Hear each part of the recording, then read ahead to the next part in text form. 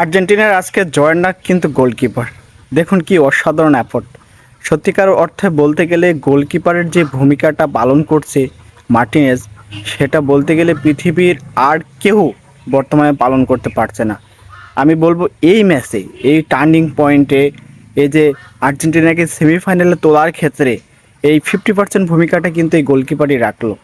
তো আর্জেন্টিনার সাপোর্টার যারা আছে তোমরা কি বলো? মার্টিনেজ যে সেভগুলো করলো, আসলে এই সেভগুলোর গুরুত্ব কতটুকু কমেন্ট বক্সে অবশ্যই লিখে জানাবা। আর একটা বিষয় হলো, ব্রাজিল এবং আর্জেন্টিনার কি ফাইনাল খেলার কোনো সম্ভাবনা আছে? ভক্ত যারা আছেন কিভাবে দেখছেন?